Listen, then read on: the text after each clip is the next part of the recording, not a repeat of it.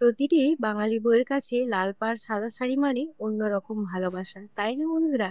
তো দেখো, সকালের আশিবাসি কাজ সেরে এখন একটা লাল পাড় সাদা শাড়ি পরে একটু রেডি সেডি হয়ে যাচ্ছি। বুঝতেই পারছো যে আজকে যাবো একটু পুজো দিতে। আর সেই কারণেই কিন্তু সকাল থেকে তোমাদের সাথে ব্লগটা শেয়ারও করতে পারিনি।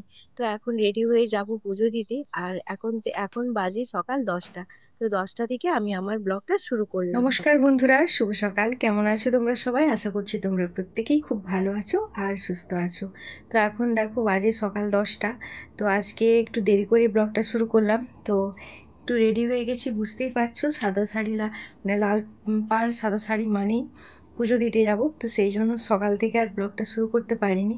তো যাই হোক, এখন যাব পুজো দিতে। তো তোমরা সাথে থাকো আর ব্লগটা দেখতে থাকো, আশা করছি তোমাদের খুব ভালো লাগবে। তো চলো যাওয়া যাক, কারণ অনেক দেরি হয়ে গেছে আর ঠাকুরমশাই চলে আসবে। তো চলো সাথে থাকো আর ব্লগটা কন্টিনিউ দেখতে থাকো। তো এই যে দেখো, আমরা এখন বেরিয়ে পড়েছি, তো সাইকেল নিয়ে যাচ্ছি। তো সাইকেলের পেছনে এই যে জ্বালানিগুলো মেরেছি, কারণ কি বলতো, ওইখানে তো আর জ্বালানি পাওয়া যায় না, জ্বালানি যে যার বাড়ি থেকে নিয়ে যেতে হয় ভোগ রান্নার জন্য। আর মনু, মা আর আমি তিনজনে মিলে যাচ্ছি। তো মনুর তো শরীরটা ভালো নয়, ওর মা যেতে না বলেছিল, কিন্তু ওর তো বায়না, জেঠিমা ঠাকুমা যাচ্ছে মানে আমাকেও যেতে হবে। তো এই যে দেখো, আমরা এখন পৌঁছে গেছি মায়ের মন্দিরে। তো মায়ের মন্দিরের চারপাশের পরিবেশটা একটু তোমাদের সাথে শেয়ার করছি। এখানে অনেক ফাঁকা হয়ে গেছে এখন, কিন্তু আগে প্রচুর জঙ্গল ছিল, একদম ঘন জঙ্গল ছিল। আর জঙ্গলের মধ্যে মায়ের এই মূর্তি ছিল। তবে তখন এই সিমেন্ট দিয়ে বাঁধানো ছিল না, এমনি মাটির ছিল। আর এখন কিন্তু সিমেন্ট দিয়ে বানিয়ে দিয়েছে। আর চলো তোমাদের সাথে পুরো মন্দিরটা একটু শেয়ার করে নিই। তো এই যে বনদেবী মানে বুঝতেই পারছো যে বনের মধ্যে দেবী থাকে। তো মা বনের মধ্যেই থাকতে ভালোবাসেন। আর উপর থেকে কোনো ছাউনি দেওয়া হয় না, কারণ মা পছন্দ করেন না ছাউনি দিতে। তো শুধুমাত্র এই সিমেন্টটা করে দেওয়া হয়েছে নিচোটা। আর এমনি ইট দিয়ে একটু হাফটা গাঁথনি করে দেওয়া হয়েছে। তো এটা গত 3 বছর হলো করা হয়েছে। তো তার আগে তো এমনি মাটিরই ছিল। তো দুদিকে মা আছে, তবে এটার কি ব্যাপার আমি জানি না ঠিক। তো এখানে অনেক কাহিনী আছে, তো কাহিনীগুলো সত্যি কথা বলতে আমার সেইভাবে জানা নেই, সঠিকভাবে জানা নেই। তো সেই জন্য তোমাদের সাথে শেয়ার করতে পারলাম না, কারণ কি বলতো, কোনো কিছু ভালোভাবে না জেনে সেটা বলাটা ঠিক নয়। তো এই যে এখানে দেখো ভোগশালা, এখানে ভোগ রান্না হয়। তো পৌষ সংক্রান্তির সময় প্রচুর ভিড় হয় মানুষের। শুধু আমাদের গ্রাম নয়, পাশাপাশি অনেক দূর দূরান্ত থেকে, গ্রাম থেকে মানুষ আসে পুজো দিতে। আর সত্যি কথা বলতে এখানে মায়ের মহিমা প্রচুর। আর মা খুবই জাগ্রত, তো সেই জন্য দূর দূরান্ত থেকেও মানুষ এসে এখানে পুজো দিয়ে যায়।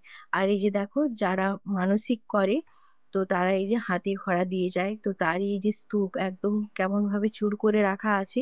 তো আরো দূরে একটা চুর আছে, তো সেটা তোমাদের সাথে আর শেয়ার করা হলো না। মানে প্রচুর হাতে খড়া এখানে পড়ে। তো তারপরে যে দেখো, ভোগের জন্য আমি কাজু বাদাম গুলোকে একটু ছাড়িয়ে নিচ্ছিলাম। আর আজ কিন্তু তেমন একটা বেশি ভোগ হাঁড়ি পড়েনি, মাত্র 3টে পড়েছে। তো অন্যান্য দিন তো আরো মানে বেশি হয়। আবার পৌষ সংক্রান্তির সময় প্রচুর, তখন 30টা 35টা করে ভোগ হাঁড়ি হয়। তো মানে পুজো সকালে নিয়ে আসলে ফিরতে পুরো সন্ধে হয়ে যায়, এতটাই দেরি হয়। তো এই যে দেখো, এখন ঠাকুরমশাই পুজো করে নিচ্ছেন। তো এখনো ভোগ হাঁড়ি মানে ভোগটা নিবেদন হয়নি, এখন শুধু ওই ফল প্রসাদ দিয়ে পুজো হবে, তো তারপর ভোগ নিবেদন হবে। পৌষ সংক্রান্তির সময় আগে আগে এখানে অনেক বড় মেলা হতো। 7 দিন ধরে মেলা, যাত্রা, অনেক অনুষ্ঠান হতো, অনেক বড় করে পুজো হতো। তো এখন আর হয় না, এখন শুধুমাত্র ওই পৌষ সংক্রান্তির সময় পুজোটাই হয়, মেলা আর হয় না। তো আশেপাশের গ্রাম থেকেও কিন্তু এখানে পুজো দিতে আসে পৌষ সংক্রান্তির সময়। আর কি বলতো, এখানের মা কিন্তু খুবই জাগ্রত, মায়ের খুব মহিমা। এই শাড়িটা আমাদের দেয়া হয়েছিল মাকে। তো মাকে এখন শাড়িটা পরিয়ে নেবেন ঠাকুর মশাই। আমার মনে হয় প্রতিটি গ্রামেই কিন্তু একটা করে বনদেবী মা থাকেন, কারণ আমার বাবার বাড়িতেও কিন্তু এই পৌষ সংক্রান্তির সময় বনদেবীর পুজো হয়। আর বিশাল বড় করে মেলা হয়। তো এখন তো আর যেতে পারি না, তার জন্য সত্যি মন খারাপ হয়, অনেক মিস করি ওই মেলাটাকে। ওই মেলার সাথে আমাদের অনেক স্মৃতি জড়িয়ে আছে। আর অনেক আনন্দ করতাম পৌষ সংক্রান্তির সময়। তো এখানে তো আর হয় না। তো আমার বিয়ের পর কিন্তু তবু 2 বছর দেখেছিলাম এখানে পুজো হয়েছিল, মানে পুজোটা আগে হয়, মেলা হয়েছিল, মোটামুটি একটা মেলা হয়েছিল। তো এখন তো আর হয় না, যাই হোক, মানে অনেক রকম সমস্যা নিয়েই হয় না। তো দেখো, পুজো হয়ে গেছে আর এখন আমরা সবাই প্রণাম করে নিচ্ছি। তো একে একে করে সবাই প্রণাম করে নেবো। আর ঠাকুর মশাই আমাদের সবাইকে একটু হাতে বেলপাতা আর স্নান জল দিয়ে দিচ্ছেন।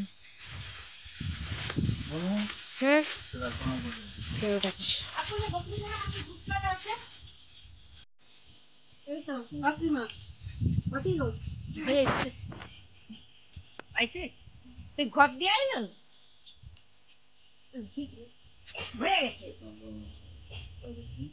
তো বাকি আসতে গেলে ঠিক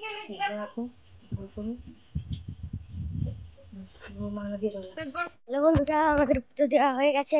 এবার আমরা বাড়ি ফিরে যাচ্ছি। ঠিক আছে না, আমাদের পুজো দেওয়া হয়ে গেছে, তো আমি আর এত করে মনে করে যাচ্ছি। মা একটু দেরি করে আসবে, পুজো হয়ে গেছে, এখন বাড়ি ফিরে যাচ্ছি। এখনো রান্না হয়নি, দিদিরা কি করলো না করলো জানি না। তো বাড়িতে গিয়ে আবার রান্না করবো। তো চলো তোমরা সাথে থাকো। টাটা।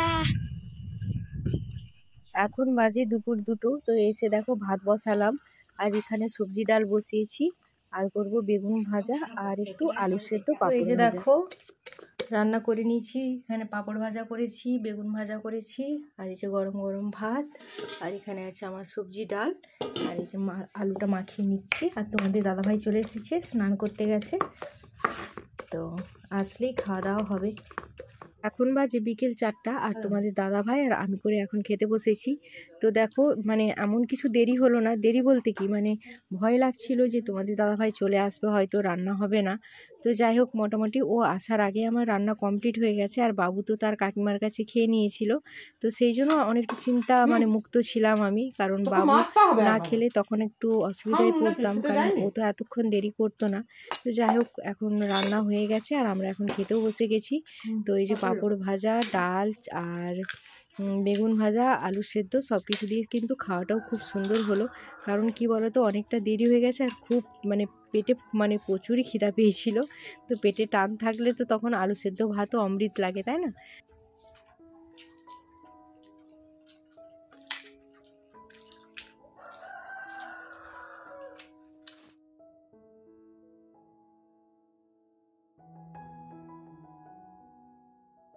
দুপুরের পর থেকে তোমাদের সাথে আর কোনো রকম কোনো ব্লগ শেয়ার করতে পারিনি। আর এখন দেখো একদম রাত্রের খাবারে চলে এসেছি।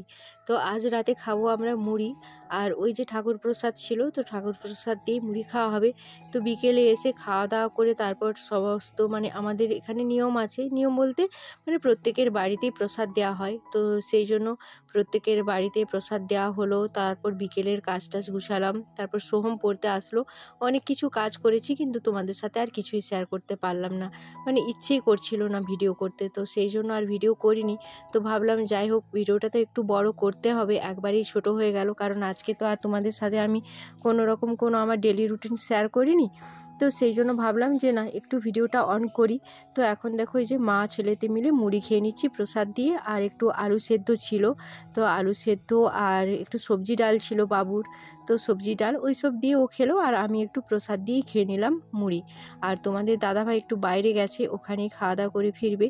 তো সেই জন্য অনেকটা মানে ঝামেলা মুক্ত বা নিশ্চিন্ত, নাহলে ও বাড়িতে থাকলে কিছু না কিছু আমাকে করতে হতো, হয় রুটি, মানে কিছু বলতে ভাত খেত না, রুটিটাই করতে হতো। আর যেহেতু অনেকটা দেরি করেই আজকে দুপুরে খাওয়া দাওয়া করেছি, তো সেই জন্য রুটিটাই করতে হতো।